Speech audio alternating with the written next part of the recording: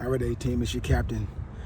Once again, the Captain Terrain with All Terrain Cleaning Solutions, LLC. Up here on this two-story here.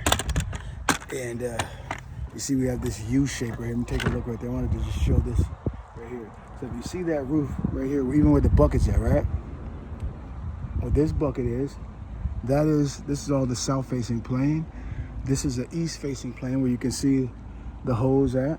And this is the north-facing plane. So if you look down at the north-facing plane, see all that? That's the lichen and algae right there. See all that? So that's the area that we want to, and you also can see moss and stuff right here. This actually get a lot right there.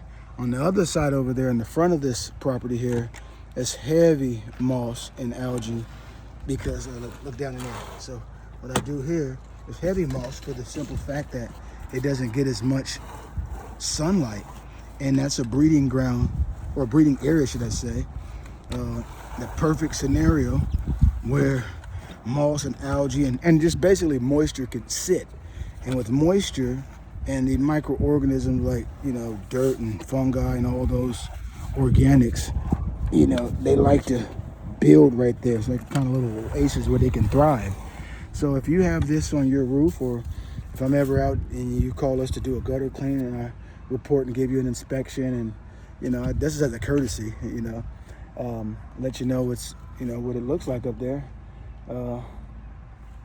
Definitely take advantage of it because it helps preventative maintenance, helps to keep your property, your roof, which is protecting you and your family, keep that in tip-top shape. So they recommend cleaning the roofs at least every 2 to 5 years, just depending on what the shade is like in the area, if you have trees, and depending on where you're at. In California, we have a diverse climate, so hot, cold, all of that, and the mixture in there. And like I said, it's just an area where it can thrive at, especially on the north-facing plane, or where you have a two-story or big trees overshadowing or blocking out the sunlight. So the sun, as though they say it could be harmful, the sun's, nothing can thrive without sunlight, right? So we need it, and it's almost like a catch-22.